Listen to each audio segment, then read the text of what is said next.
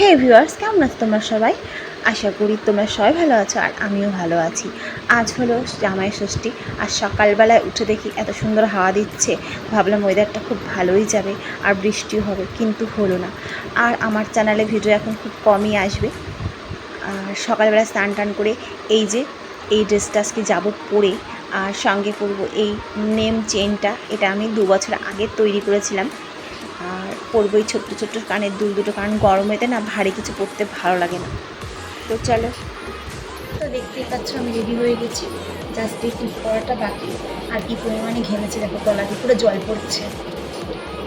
টিপটা করে নি, চুলটা একটু পকেছি। তো চলো, বেরিয়ে আবার দেখা হবে। আর হ্যাঁ, ষষ্ঠী বলে কথা, মায়ের জন্য কিছু নেব না সেটা তো হয় না। তো দেখো, মায়ের জন্য একটা জিনিস কিনে এনেছি।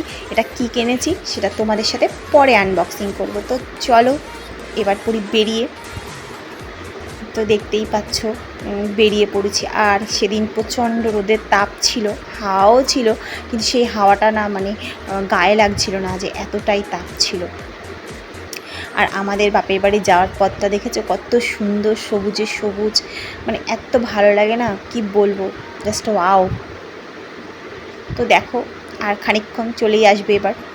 ফাইনালি চলে এসেছি, আর এসে কাউকেই দেখতে পাচ্ছিলাম না ঘরের মধ্যে। আর এটা হলো আমার মায়ের ঠাকুরের সিংহাসন। আর এসে পরে না জিনিসপত্রগুলো রেখে আমি জাস্ট দরজার সামনে এসে দাঁড়িয়েছি। মানে এত সুন্দর, মানে প্রাকৃতিক পরিবেশটা লাগছে না, মানে চতুর্দিকে সবুজ আর সবুজ, মানে খুব সুন্দর লাগছে। তাই আমি খানিকক্ষণ ওখানে চুপ করে দাঁড়িয়েছিলাম। আর এই যে থালা রেডি হয়ে গেছে আশীর্বাদে, তো মা জামাইকে আশীর্বাদ করা শুরু করে দিয়েছে। আর আমার মার পায়ের একটু ব্যথা, তো ওই জন্য পাটা না মানে ভাঁজ করতে পারছিল না। তা মাকে বললাম, মা তুমি এইভাবেই আশীর্বাদ করো। তো চলো, তোমরা ভিডিওটা কিন্তু পুরোটা দেখতে থাকবে। আর এই যে মার জন্য এনেছি একটা মিক্সচার গ্রাইন্ডার। মার মিক্সচার গ্রাইন্ডার ছিল, কিন্তু সেটা নষ্ট হয়ে গেছে।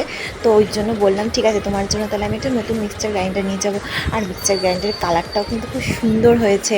এটা কিন্তু মানে আমিও প্রথম দেখছি, তোমাদের সাথে শেয়ার করছি ভিডিওটা, আর আমিও দেখছি সঙ্গে। আর অবশ্যই বলবে মিক্সচার গ্রাইন্ডার কিন্তু কেমন হয়েছে কমেন্টে।